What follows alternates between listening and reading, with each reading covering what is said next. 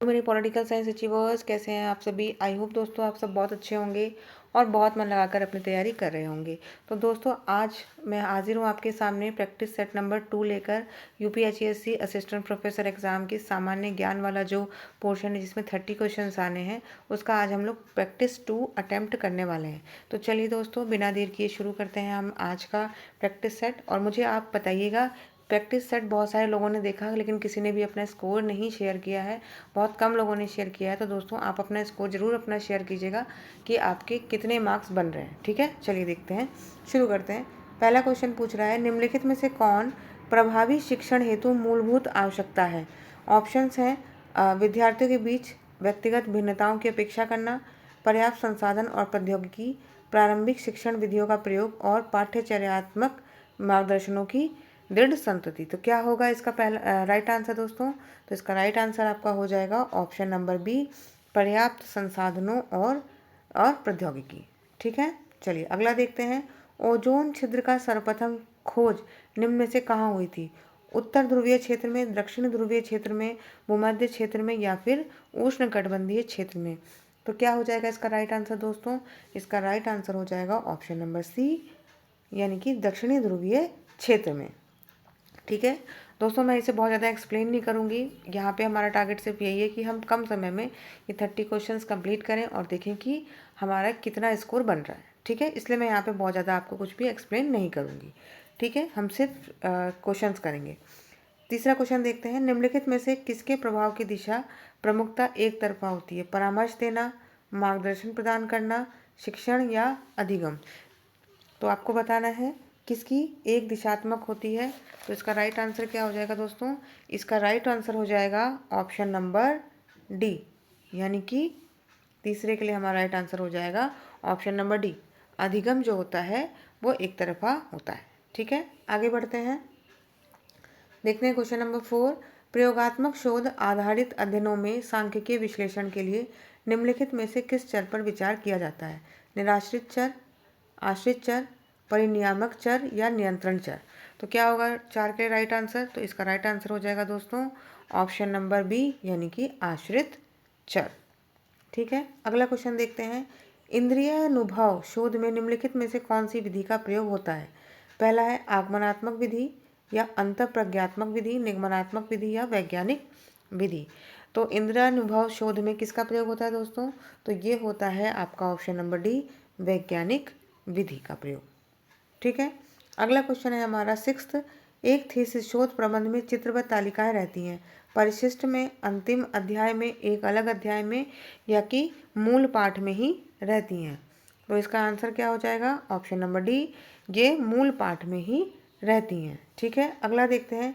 जैव विविधता संबंधी अभिसमय यानी कि सीबीडी का सचिवालय कहाँ पर है। जिनेवा में, लंदन में, न्यूयॉर्क में या फिर मॉन्ट्रियल में।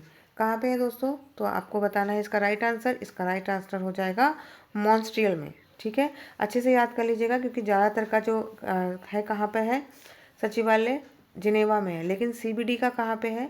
सीबीडी का है मॉन्ट्रियल में। ठीक है, और ये मॉन्ट्रियल कहाँ पे है दोस्तों। तो ये है कनाडा में, कनाडा का एक शहर है मॉन्ट्रियल। ठीक है, चलिए अगला क्वेश्चन देखते हैं। ओलिगोट्रैफिक झीलों की विशेषता क्या होती है, बताना है आपको। पहला ऑप्शन है पोषकों का उच्च स्तर, पोषकों का निम्न स्तर। तीसरा सी ऑप्शन है पोषकों का अभाव या फिर चौथा जैविक पदार्थों का उच्च स्तर। तो क्या हो जाएगा राइट आंसर दोस्तों। तो इसके राइट आंसर हमारा हो जाएगा ऑप्शन नंबर बी। ठीक है, ऑप्शन नंबर बी, यानी कि पोषकों का निम्न स्तर। ओलिगो ट्रैफिक झीलों की विशेषता क्या होती है, पोषकों का निम्न स्तर। ठीक है, चलिए आगे बढ़ते हैं और देखते हैं अगला क्वेश्चन। थोड़ा बड़ा कर लेते हैं दोस्तों कि इसको और आसानी रहे आप लोगों को देखने में। ठीक है, चलिए आगे बढ़ते हैं, देखते हैं अगला क्वेश्चन। दूर के स्थानों पर स्थित दो कंप्यूटरों के बीच फाइलों को स्थानांतरित करने के लिए वे आपस में किसके द्वारा कनेक्ट होने चाहिए। इंटरनेट, हब, रिपीटर या फिर मॉडेम के। तो इसका राइट आंसर हो जाएगा दोस्तों सबसे पहले क्या ज़रूरी है, इंटरनेट होना ज़रूरी है। 10वां क्वेश्चन है वह व्यक्ति जो कंप्यूटर का इस्तेमाल करता है उसे क्या कहते हैं। उपयोगकर्ता, वैज्ञानिक, सूचना या अभियंता। तो आसान सवाल है दोस्तों, इसको कहेंगे उपयोगकर्ता या हम आम बोलचाल की भाषा में इंग्लिश में बोल देते हैं इसको यूज़र। ठीक है, क्या बोल देते हैं? यूज़र।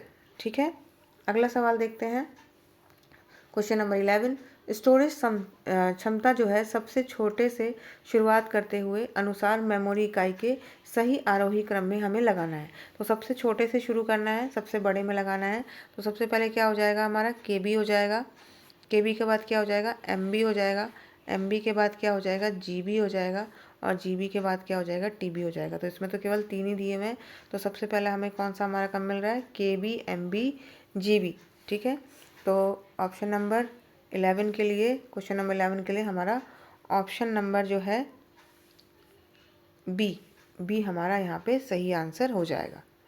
ठीक है, चलिए अगला देखते हैं। निम्नलिखित में से कौन सा हार्डवेयर नहीं है, आपको बताना है। प्रोसेसर चिप, माउस, प्रिंटर या जावा।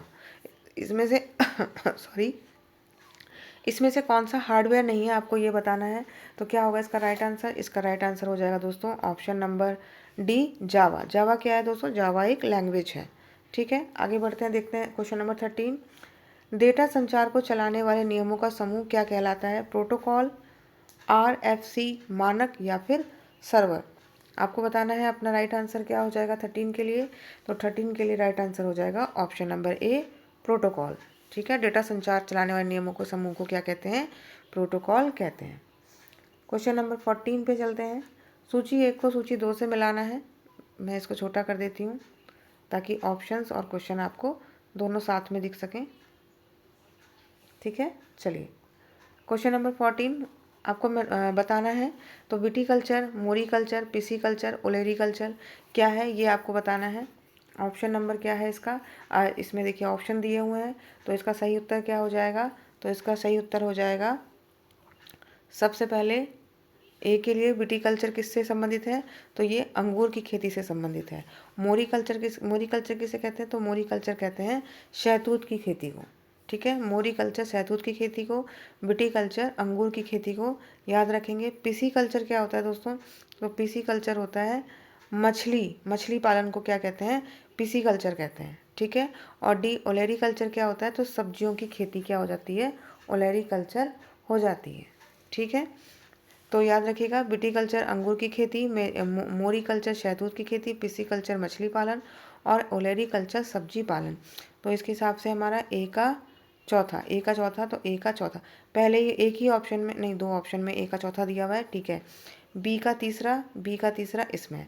तो इस तरीके से हमारा ऑप्शन नंबर बी क्या हो जाएगा? हमारा सही आंसर हो जाएगा।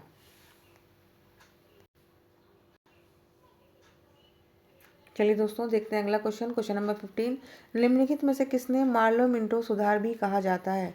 तो भारत परिषद अधिनियम 1858 या 1861, 1909 या 1919। ठीक है, दोनों में से किसे कहा जाता है? तो ये इसका सही आंसर क्या हो जाएगा दोस्तों? इसका सही आंसर हो जाएगा ऑप्शन नंबर सी, भारत परिषद अधिनियम 1919 को मार्लो मिंटो सुधार के नाम से भी जाना जाता है। ठीक है, चलिए अगला देखते हैं। भारतीय सिविल सेवा परीक्षा का सर्वप्रथम आयोजन किस स्थानीय शहर पर हुआ था? कोलकाता, इलाहाबाद, नई दिल्ली या बम्बई में। तो कहाँ पे हुआ था दोस्तों? इसका सही आंसर बताना है। तो इसका सही आंसर हो जाएगा ऑप्शन नंबर सी। कहाँ पे हुआ था दोस्तों? सबसे पहले हुआ था इलाहाबाद में। ठीक है, और आप मुझे कमेंट बॉक्स में बताइए कि सबसे पहले ICS यानी कि सिविल सर्विस परीक्षा पास करने वाले पहले भारतीय कौन थे। ठीक है, आप मुझे बताइए इसका आंसर क्या होगा कमेंट बॉक्स में। ठीक है, अगला क्वेश्चन देखते हैं। क्वेश्चन नंबर 17, भारत कब अंतर्राष्ट्रीय मुद्रा कोष का सदस्य बना? 1945 में, 1951 में, 1950 में या 1952 में। सही उत्तर आपको बताना है क्या होगा। तो इसका सही उत्तर हो जाएगा दोस्तों ऑप्शन नंबर ए, 1945 में अंतर्राष्ट्रीय मुद्रा कोष का भारत जो है वो सदस्य बना था। आगे बढ़ते हैं, चलिए आगे देखते हैं हम लोग। अगला क्वेश्चन कह रहा है कि भास्कराचार्य की कृति लीलावती का फारसी में अनुवाद किसने किया था? बदायूनी ने, अब्बुल फजल ने, याहिया बिन सरहिंदी ने या फिर फैजी ने। तो इसका राइट आंसर क्या हो जाएगा दोस्तों? राइट आंसर इसका हो जाएगा फैजी ने। किसने किया था? फैजी ने। ठीक है दोस्तों, मैंने अभी आपसे सवाल पूछा था कि सबसे पहले ICS यानी कि सिविल सेवा परीक्षा किसने पास करी थी? तो ये पास करी थी दोस्तों, आप मुझे आंसर बताइएगा। मैं आपको आंसर बता दे रही हूँ। ये करी थी सुरेंद्र नाथ टैगोर जी ने। सुरेंद्र नाथ टैगोर, ठीक है। सुरेंद्र नहीं होंगे दोस्तों, सत्येंद्र नाथ टैगोर थे। सुरेंद्र नहीं थे, सत्येंद्र नाथ टैगोर थे। सत्येंद्र नाथ टैगोर ये कौन थे दोस्तों? तो ये रविन्द्रनाथ टैगोर के भाई थे, सत्येंद्र नाथ टैगोर, ठीक है। चलिए आगे बढ़ते हैं, अगला क्वेश्चन देखते हैं। अगला क्वेश्चन 19 नंबर, भारत के राष्ट्रपति निम्नलिखित में से किसको अपना त्यागपत्र देते हैं? भारत के मुख्य न्यायाधीश को, लोकसभा के अध्यक्ष को, भारत के प्रधानमंत्री को, या भारत के उपराष्ट्रपति को? तो किसको देंगे अपना त्यागपत्र? ये देते हैं राष्ट्रपति जी भारत के उपराष्ट्रपति को। ऑप्शन नंबर डी हमारा यहाँ पे सही आंसर हो जाएगा, ठीक है। अगला क्वेश्चन देख लेते हैं, क्वेश्चन नंबर 20, निम्नलिखित घटनाओं को कालानुक्रम में लगाना है। असहयोग आंदोलन, जलियांवाला बाग, चंपारण सत्याग्रह और सविनय अवज्ञा आंदोलन। आपको बताना है कि कौन सा वाला कब हुआ था, ठीक है। तो सबसे पहले देख लेते हैं असहयोग आंदोलन दोस्तों कब हुआ था। असहयोग आंदोलन जो है वो हुआ था 1920 में, 1920 में, ठीक है। एक मिनट सही से लिख देते हैं, 1920 में, ठीक है। जलियांवाला बाग हत्याकांड सबको पता है 1919 में हुआ था, बैसाखी के दिन 13 अप्रैल को। गांधी जी का चंपारण सत्याग्रह ये कब हुआ था? ये 1917 में हुआ था। और सविनय अवज्ञा आंदोलन कब हुआ था? तो ये 1930 में हुआ था, ठीक है। तो इसके अनुसार अगर हम क्रम लगाएं, क्रम जमाएं, तो सबसे पहले हमारा कौन सा हो जाएगा? सबसे पहले हमारा हो जाएगा तीसरा वाला। तो तीसरा हमें 2 ऑप्शन में मिल रहा है। उसके बाद हमारा कौन सा हो जाएगा? उसके बाद हमारा हो जाएगा दूसरा, तो दूसरा हमें सी ऑप्शन में मिल रहा है। तो इस तरीके से हमारा सी ऑप्शन जो होगा राइट आंसर हो जाएगा, ठीक है। अगला क्वेश्चन देखते हैं 21, जब कोई देश अपनी मुद्रा का अवमूल्यन करता है तो उसका प्रभाव होता है, क्या होता है बताना है आपको। आयात सस्ते हो जाते हैं और निर्यात महंगे हो जाते हैं, आयात महंगे हो जाते हैं और निर्यात सस्ते हो जाते हैं, आयात और निर्यात दोनों सस्ते हो जाते हैं, या फिर आयात और निर्यात दोनों महंगे हो जाते हैं। सही आंसर बताना है आपको क्या होगा। तो सही आंसर दोस्तों क्वेश्चन नंबर 21 के लिए आपका हो जाएगा option number B. Option number B जो है सही उत्तर हो जाएगा कि आयात महंगे हो जाएंगे और निर्यात सस्ते हो जाएंगे जब मुद्रा का अवमूल्यन किया जाता है। मुद्रा के अवमूल्यन का क्या मतलब होता है? जो डॉलर है दोस्तों उसके मुकाबले अपने देश की मुद्रा का कीमत का कम हो जाना, ठीक है। चलिए आगे बढ़ते हैं और देखते हैं क्वेश्चन नंबर 22, भारत में स्थानीय स्वशासन का जनक किसे कहा जाता है? लॉर्ड लिटन को, लॉर्ड कर्जन को, लॉर्ड रिपन को, या लॉर्ड डलहौजी को? बताइए दोस्तों किसको कहा जाता है? तो ऑप्शन नंबर बी के लिए सही आंसर हो जाएगा लॉर्ड रिपन को, ठीक है। लॉर्ड रिपन को कहा जाता है, ठीक है। और भारतीय प्रशासन का जन्मदाता, या कह सकते हैं स्थानीय प्रशासन का, स्थानीय प्रशासन का जन्मदाता किसे कहा जाता है दोस्तों?